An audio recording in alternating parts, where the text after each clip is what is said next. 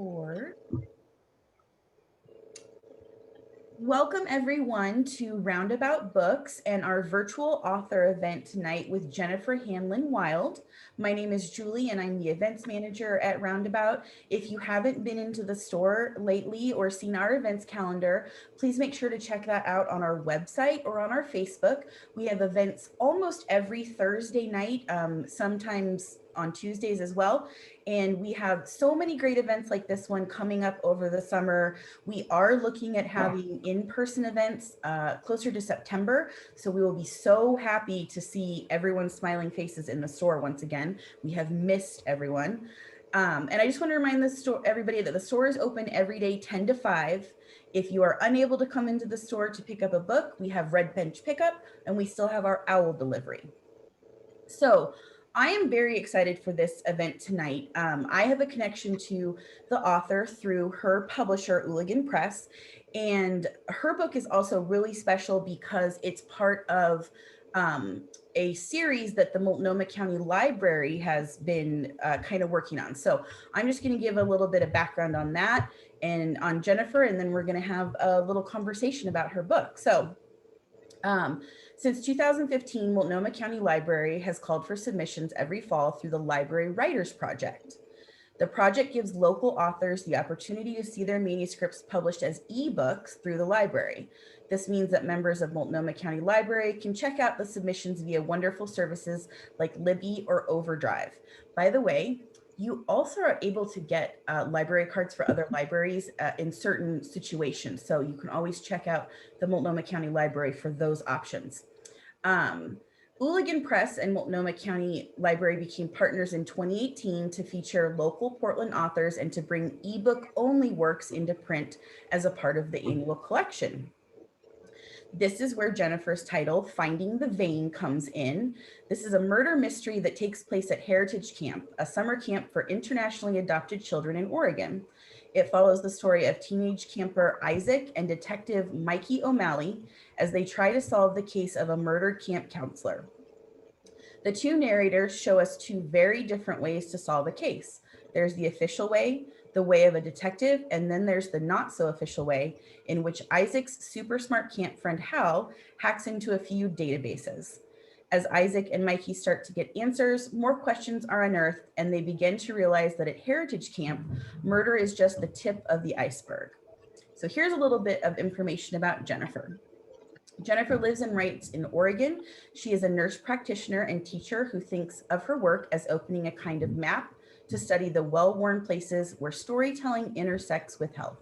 She also enjoys real maps, traveling the world with her family, and as a doctoral student at Washington State University, nerding out over global health data. I love that phrase. Finding the Vein is her first novel. Nerding out is I nerd out about books.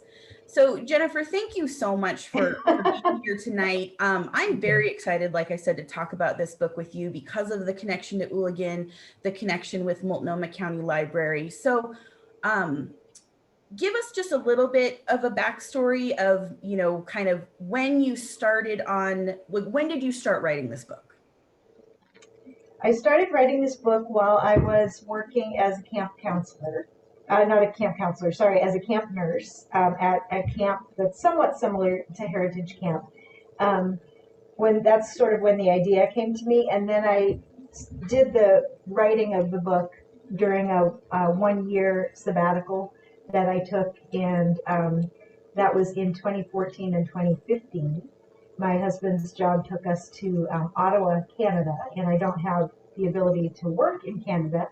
And I tried for a while to get through the hoops that would allow me to work in Canada until I stopped and I thought, wait, what am I doing? If I don't do this, I won't be able to work for a year. And then it was like, oh, if I don't do this, I won't be able to work for a year. So maybe I could, I've always worked and I have children. And so the idea of having a bunch of free time was kind of alien to me. So I decided that I would just take this sabbatical for real, and I would spend the time trying something I'd always wanted to do, which is to write a murder mystery. I've read, I don't know how many murder mysteries in the hundreds for sure. And I thought, well, how hard could it be to write one? I guess I'll find out. So that's how it happened. And I spent several months of that year working on the first draft of the manuscript. And I also did things like go to anything free that I could go to where I could learn more about the craft of writing. I really never studied writing per se, although I do have a degree in English. So I went to things through the Ottawa Public Library. They had many events with writers and many events with, they had a writers group that was free that I went to, and anything free I could go to, basically, I went to, and that was very helpful. After I'd written one draft, I stopped and I started working on some other things, and then I came back and I revised this novel. So it took me the better part of 6 months to probably write and revise the novel the first time, and then it went through another process later when it actually became a physical object. I spent another 9 months on revisions. Yeah. So how did you get connected with the Library Writers Project? Did you, so your book was put out as an ebook with them first? Well, what I first did was I tried, well, first of all, is anyone in this group kind of a writer as well, or an aspiring writer? Maybe Stacy or McKenna, sort of, kind of. Tom? Not so much. So I spent a little bit of time trying to sell the book in the traditional way. I didn't go looking for an agent, which some people do, but I tried to identify presses that I thought would be open to a murder mystery that didn't really fit neatly into either the YA or the adult genre. And I have to say that I didn't try very hard. So I tried to sell it to a couple of publishers, one of which was Hooligan Press, interestingly. And when it was not accepted, I had some interest from Hooligan Press, but ultimately was not accepted in its form. And I decided not to sweat it and to just put it out as an ebook. I just thought it would be fun to put it out there so people that I knew, who knew I'd been working on it, could read it. So I did self-publish it as an ebook. I didn't make a physical book out of it or anything like that. And then I learned about the Multnomah Library Writers Project, which allows people to submit their ebook. I think mostly at the time they were looking for full-length manuscripts of novels and nonfiction. And they had a contest. And I said, well, I'll submit my book to this contest. And that meant that I had to get a Multnomah library card, which was not as straightforward as it seems since I don't live in Multnomah County. But it turns out that if you live in Hood River County, you can get a Multnomah library card. So it's very last minute. I think I got my library card at 4:45 on a Friday or something, the day that the manuscript was due for the contest. And I submitted the manuscript to the contest, and then I forgot about it because I was back in the United States and I was back at work as a nurse practitioner, and I still have my 3 kids and everything was going on. And then it won the contest. So that was nice because it became a featured ebook of Multnomah Library, and that meant that people could easily find it and check it out and things like that. So that was a very fun experience. And then something like 3 years went by, and then I got an email from Hooligan Press, and they said, we have found your book through the Multnomah Library Writers Project, and we are publishing 1 book a year from the Multnomah Library Writers Project, and we'd like yours to be I think it's the second, no, maybe it's the third, anyway, the second or the third book in this annual series, and they had never done a mystery before, and they wanted to publish this. And so I didn't really believe them at first because, I just thought that's too good to be true. We just found your book on the shelf and we decided to publish it. Sure you did. But they did. They really did. That's really what happened. So I went to the meeting with them, and they told me they wanted to publish it. They wanted some revisions, and would I be okay with that? And yes, I would. And they would help me and provide me professional editorial support, which was wonderful. And at the very end of the meeting, I said, by the way, do you know that I submitted this book to Hooligan Press a few years ago? And they said, no, we didn't know anything about it. We just found it and we wanted to publish it. So it was kind of funny that way. Yeah, it So is. you really never know what will happen. I mean, you just never know. Yeah, and publishing is a very slow process, slower than a lot of people realize. And with Hooligan, the students change over every year. So it's a 2-year program. Do your first year, you're a project manager. The second year, you're out. So, you know, somebody could have read yours and then they graduate. And, Yeah. you know, things happen. So let's go ahead and talk about the book then. So you are a fan of the murder mystery genre. Yep. You know, it sounds like you said, you have experience as a camp counselor. So tell us a little bit more about, well, both the characters to start with. Tell us a little bit more about our main characters. Sure. So, okay. One of the things that made this book a little bit weird is that there are 2 sets of protagonists, and there's a young adult protagonist pair, and then there's an adult pair of detectives. So we have 2 amateur detectives and 2 professional adult detectives, and they're both trying to solve the same mystery at the same time. And they don't really know very much about each other. They kind of intersect here and there at camp until the end, when everybody kind of comes together.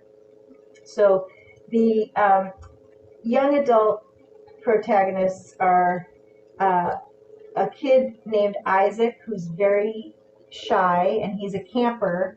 He's been at camp before, but he's sort of there incognito. Nobody remembers him from before. He doesn't really want to be remembered from before. He's trying to just kind of do a new thing at camp. And he makes friends with a young guy who knows everybody at camp, and his name is Hal. And Hal is a bit of a genius and a computer savant, and he is working on this program for Intel with facial recognition technology, and he also is a judo champion, and he's an emancipated minor, and he's kind of an unusual person, to say the least. And they're both together at this camp, which is a camp specifically for adoptees. That's the theme of the camp, which is the theme of the camp that I camp nurse at when I go. And then the other protagonists are kind of your more traditional detective story protagonists. There's a detective whose name is Mikie O'Malley, and she has a new partner. His name is Detective Wu, or Sergeant Wu, and she's not quite sure what to make of him, and he's not quite sure what to make of her. He's from Seattle, and they're working together for the first time on this case. Okay. Does that answer your question? Yeah, that's okay. Great. So it kind of sounds like there's some mirrors with the 2 groups, though. Someone who's a little shy and new, someone who's more experienced, same with the detectives. So that sounds fun to kind of play off those dynamics and parallels.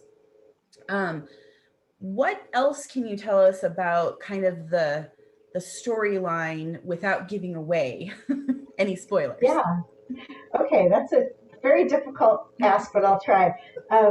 Well, I don't think it gives away too much to say that the book opens with a death, and it's a tragic death of a young person that initially seems like an accident, and people are assuming that it's an accident, except for some people who can't kind of leave it alone, and it turns out that it isn't an accident. And so the rest of the book is really about the parallel paths that the 2 sets of detectives take to try to solve the mystery. And they both sort of get it wrong until the truth is kind of revealed at the very end. Yeah. And a lot of it takes place at camp. So after this person dies, camp continues with a little bit less supervision than before, because everybody's distracted by this terrible thing that's happened. And that sort of allows these young campers, Isaac and Hal, who are 16 years old, by the way, to do their thing behind the scenes and figure out what's going on. Yeah. Do you have any part of maybe the first chapter that you can read for us, just a short passage? Certainly, I do. I think I will let I will let uh, Paul have a moment. Paul doesn't get to be around for very long, so we'll let him have his say for a few minutes here. Probably about 5 minutes, if that's not too long. Yeah, that's fine. Is that okay? All right. So this is in the prologue, but it's not from the very beginning. This is at the campfire, which is a thing that happens every night at camp. If you're a camp person, there's a talent show and campfire games, and then after the campfire is over, there's going to be a dance. It's a special night, so they're having a dance. After the trivia and the campfire songs, the mail was distributed, and the campers were quiet for a short time, reading their letters or gazing at their friends' mail rather than at their own empty hands. Paul washed his face off in the lake and played a medley of pop songs on his clarinet. When he was finished, Ty announced, "Adoptees Got Talent is over, ladies and gentlemen." "But what about ghost stories?" a little girl asked. Paul recognized little Eliza, attired in her usual outfit, shorts, a t-shirt, and fairy wings. The wings were growing floppy and ragged. "No ghost stories, Tinkerbell. Not on my watch. Under 12s to your cabins, everyone else to the lodge for the dance party at 11. Stay with your buddy." Very quickly the campers began to disperse and head up the path. Their noisy procession was a medley of bright sweatshirts, ponytails, sandals, and sleek otter-brown heads. Paul coughed. The camp nurse, a tall, thin woman with blonde hair who stood out in the crowd, hung back. "Paul, are you okay?" "Yeah, thanks, Genevieve. It's just the wood smoke. It bothers me sometimes." "I'll be at the lodge doing night meds," she said, "in case you need me." "Thanks," he said, relieved. She didn't seem mad at him at all. She turned to Sophie, looking slightly worried. She always looked that way when speaking to her daughter. Paul had noticed it before. "Aren't you coming up, Sophie?" she asked.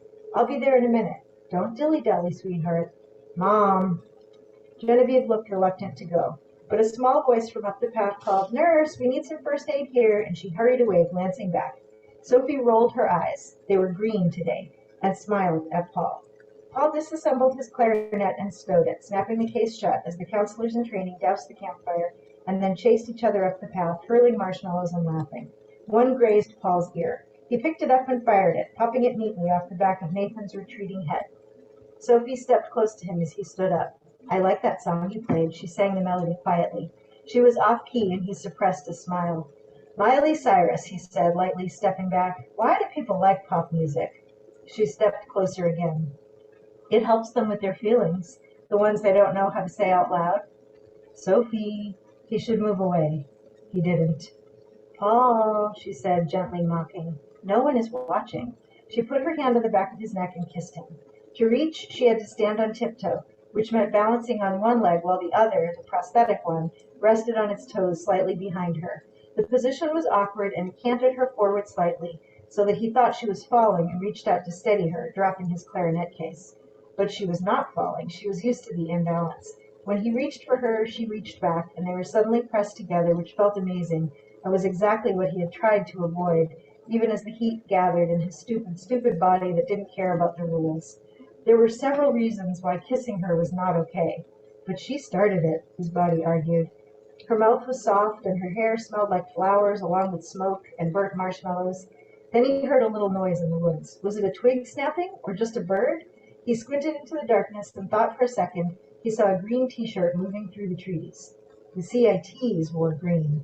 It jolted him back to reality. He put a hand on her shoulder and stepped back. "Sophie, I don't want to be that guy." "Is it about the video?" she asked, looking down. "I told you I don't do that anymore. Why are you being so—" He hoped she wouldn't say what Ty had said. "So fucking good all the time." People seem to think that. He wished it were true. "I know that. I'm not judging you, Sophie." He spoke quickly to stop her from saying it. "And I deleted it. I told him to do the same thing." "Is that what you two are arguing about?" "No.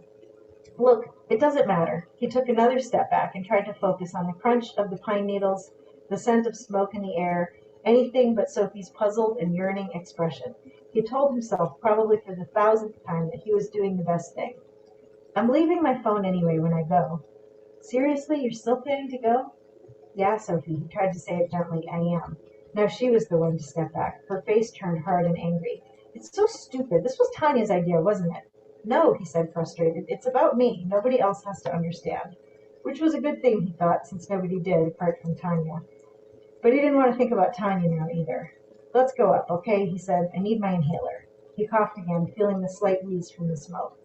Their flip-flops slapped the dark path that wound through the woods, past the darkened infirmary and the younger kids' cabins.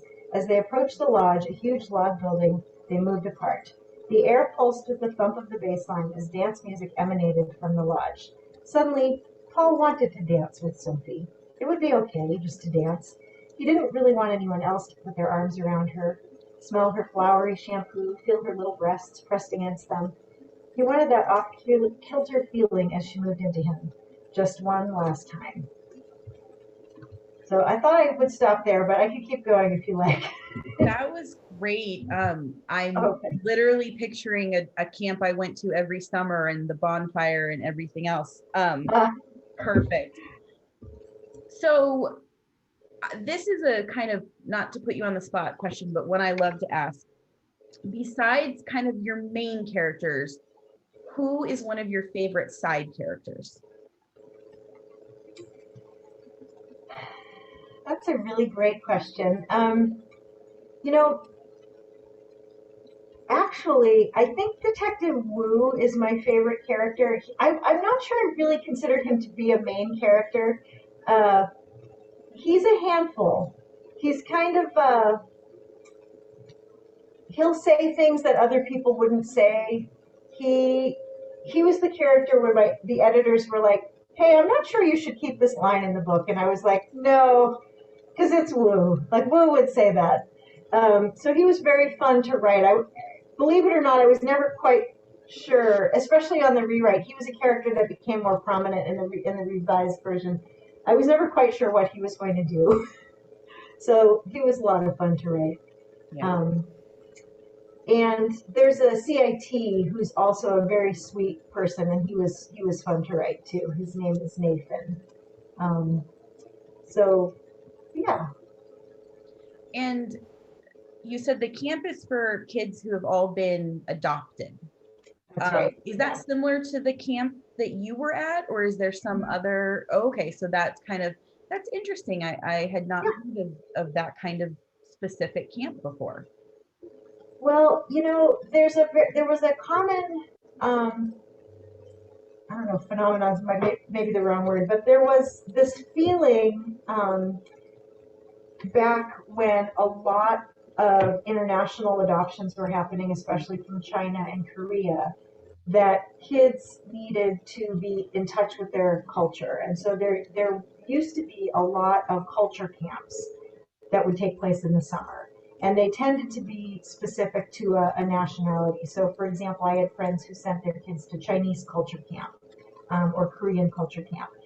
And as the sort of first wave of international adoptees got old enough to express their opinions and preferences, it turned out, from what I hear from the people that started Holt Camp, or the camp that I worked at, is that wasn't that valuable to the kids. It was kind of, the parents felt good about it, but the kids really weren't necessarily so excited about going to learn how to make Korean food or do a traditional Chinese dance. What they liked was going to camp and being around their cohort, other kids who had been adopted, often kids who were transracially adopted or transethnically adopted. And so Holt Camp changed with the times, and it came away from being a culturally specific heritage camp to being a general adoptee camp, and it's run by adoptees. Everyone who works there is an adoptee. The camp director, everyone. So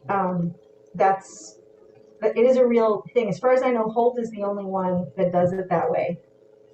But it's very cool. Sort of evidence-based and adoptee driven. Very cool. So you said you started writing this when you were working at that camp, but as you were writing and revising, did it seem like I'm losing you, Julie? Oh, am I unstable? Hold on.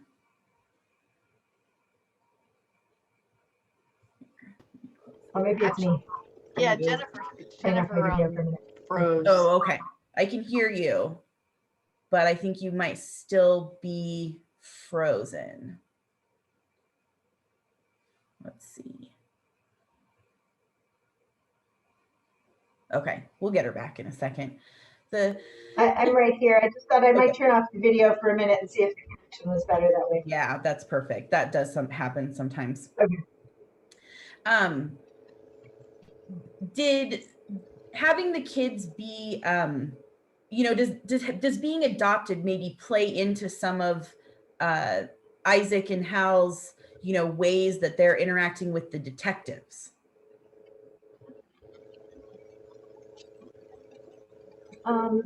Well, it plays a lot of it plays a large role in the plot. I don't know if it plays a role in how they interact with the detectives. I will say that Detective Wu is a Chinese American, and he thinks the idea of all these kind of Asian kids running around at camp is a little weird. So he reacts to that a bit. And then Mikie, as the story begins, she's just found out some interesting information, as people do now in the 23andMe era, about her genealogy that's unexpected. And so there is a parallel kind of a journey that's happening with her too. Okay. So Cool. that adoption definitely informs the whole plot. Yeah. Very cool. Yeah. Well, I think we should go ahead and open it up to everyone else to ask questions. If you've already had a chance to Sure. read the book, let us know. Or if you have just more general questions for Jennifer about writing a book, you can type them in the chat, or you can unmute yourself and let's just have a conversation. Jennifer, did you have to edit your book down for publication? Did they say it's way too long or anything like that? No, in fact, they said it was a little too short, and so I did actually add words to it before Oh, okay. It done. Yeah. How long does it? How many words by the time it was done? I'm sorry, I really don't know how many words it was, but I know we were trying to get it to be about 250 to 300 pages, and it ended up being something like 220 or something like that. Oh, okay. Yeah. YA books tend to be a little bit shorter than adult mysteries, so it's kind of a split the difference. Yeah, it's about 50,000 or 55,000 words. So That's a good question for Stacey, Julie. that's a great opener too. Jennifer, was there anything from maybe prior versions of it that you added back in, or was it kind of just brand new? Maybe there was a scene missing to connect everything together. Yeah, it was more like that. It was adding some scenes in, and then there was some action that takes place in the story that didn't change, but the way the action is conveyed to the reader is different. So there are a lot of emails from Isaac where he's emailing home. Actually, he's emailing his therapist. He's at camp, but he's supposed to email his therapist every day. And originally, there were more action was described in the emails, and then the final version of the book, it felt like, no, I think I want people to see this actually happen. So I wrote those scenes out in a to show people what happened instead of just letting him tell about it. And then I did expand the character of Wu quite a bit, so we have some more scenes with him. So it did get longer. But there were things that were in the original, draft. There's a lot from the original draft that's gone. That's just nowhere. So getting rid of stuff is a huge part of revision. Right. I don't mean to say there was no cutting. There was tons of cutting, but most of the cutting happened a long time ago. Yeah. Yeah, the editing process and self-editing and then with a professional is a pretty long process. Yes, and you're a professional editor. So what's the hardest part of editing people? Is it getting them to let go of their darlings and get rid of things they love, or? It definitely can be. I will say that because my first few clients as a professional editor were memoir. And that's so personal that when I would suggest, edits or rewrites, and I'm talking about someone's real life, it really taught me kind of how to talk about that and explain why something wasn't working. Hold on, McKenna, I'm going to mute you for just a second. I will say that I was working with a client in April who did not take any of my suggestions about some very overt misogyny in his book. Oh. So at a Was certain it about Philip Roth by any chance? I'm just kidding. He's an older gentleman who is self-publishing, and I made myself known, and that's all that I can do, as my counselor would tell me. And I just kind of had to let it go. Yeah, I will say that it can really depend on the book. And obviously it doesn't have, the author doesn't have to take every suggestion. I love hearing that you fought for a character, that you were like, no, I know this character, this is what they said. I love that. I don't want an author who is just going to say, okay, I'll do whatever you want. I want them to tell me, no, I like, I see it this way. Excellent. We've had the conversation. So, yeah, I love being an editor. McKenna. Well, I want to mention one aspect of the process that I didn't anticipate that was really helpful, especially for anyone who's a writer, and that was the sensitivity read. So the Hooligan provided me with sensitivity reads. There are multiple different kinds of characters who are represented in the book, and they wanted to make sure that none of the portrayals were likely to be offensive. And so, for example, there is a character who's got a physical disability and type 1 diabetes, and they actually had readers with disabilities and type 1 diabetes read the manuscript. They had adoptees read the manuscript. They had people of different ethnicities read the manuscript. And in fact, I got some very valuable feedback about that. In a million years, did I think I was writing in a way that would be offensive to someone, who's being represented? No, I mean, that's not what I wanted to do. That's not what I wrote the book for. But there were things I hadn't thought of. And so they let me fix those things. So that was very helpful. So the other event that we had when the book launched, there was another author there, Jean Hand Corliss, and she was saying that she had a friend who wrote a book that had 7 sensitivity reads, and it still got pilloried because of her portrayals of I believe it was, is it American Dirt? It was a Mexican migrant character. So she said sensitivity reads don't cover you, they don't cover you completely, but I thought it was very, very helpful.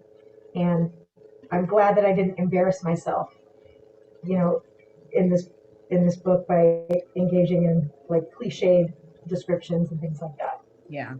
Yeah, Hooligan is really good at that, just the institution overall.